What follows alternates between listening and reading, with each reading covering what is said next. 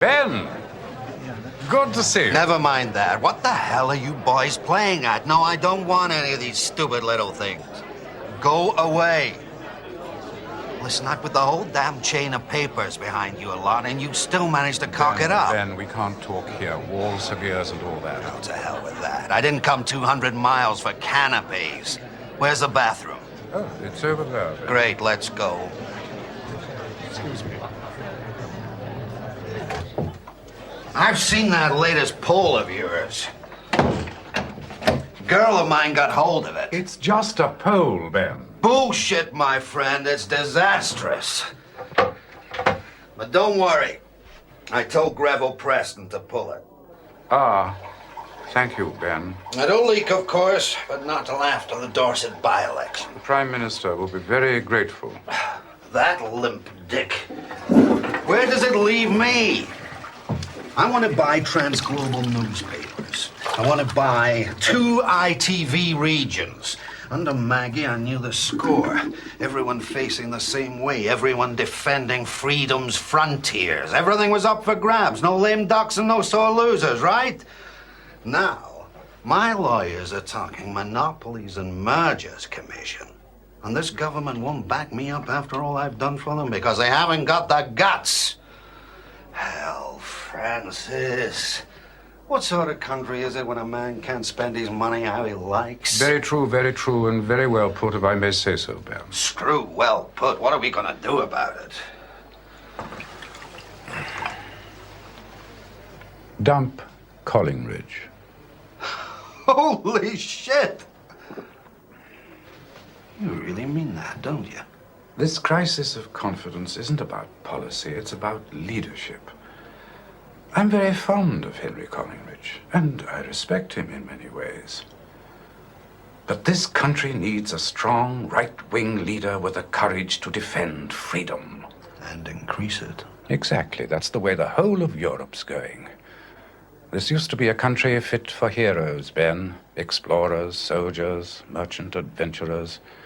We want a leader who's prepared to let his dogs off the leash. Give us a little room to run, huh? Quite. We want a leader who's prepared to put himself about a bit. Give him some stick. I like the things you say, Francis. So, who did you have in mind? Patrick Woolton will give us what we want, I think. You don't want it for yourself? What, me? Oh, no.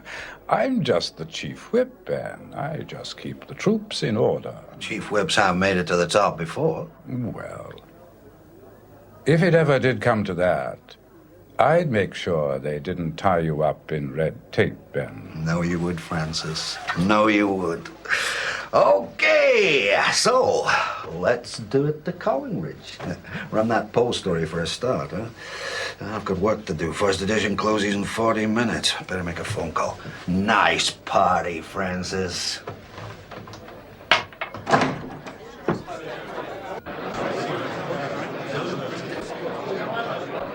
Interesting times, Francis. Interesting times. Yes? Come on.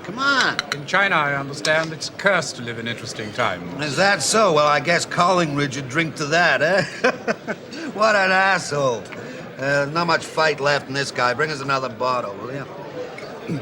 You all right? You got what you wanted? Absolutely, Ben. Doesn't look much to me.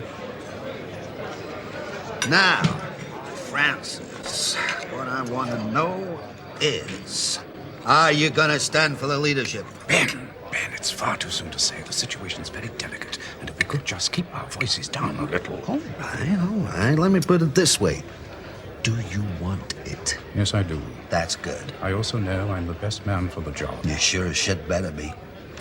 Right, Saturday in the Chronicle, we're doing a big feature on the probable runners. Got a girl called Maddie Storin doing it. Clever little kid. Do you know her at all, Francis? I think so. Yes, of course I do. She tried to mug me in the bar of the Grand Hotel in Brighton. I give her something to cry about. Anyway, what this piece is going to say, whether Miss Storin likes it or not, is that little Mikey Sanders has taken an early lead in the polls, and he's running around telling the world he's got the whole thing sewn up. How do you know he's taken an early lead? I don't know whether he has or not. I'm just telling you what we're putting in the paper. Now, do you think that'll irritate the shit out of people, or what? Yes, Ben, I think it would. My colleagues would react very badly to that kind of arrogance. Because you need a better time, my friend. We've got to build you up. Backbenchers may think you're a great guy, but they're not going to go back to the sticks and vote for Mr. Francis Nobody from nowhere, am I right? Yes, you are. Anything you can do to slow things down a bit?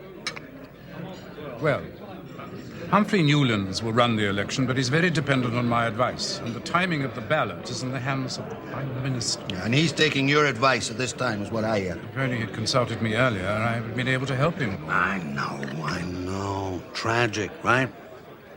Now listen to me, Francis. I'll be straight with you. You're my man, but I could do business with Patrick Wilton. I know I could. Pat Wilton as PM would not be a bad result for Ben Landless. Now, if you can make it up with the leaders by, say, this time next month, I'll dump you. But if you can come good with a late run, I'll put the whole Ben Landless operation behind you, boy. And I'll expect your lifelong goddamn gratitude. Do I make myself clear? Eminently clear, Ben.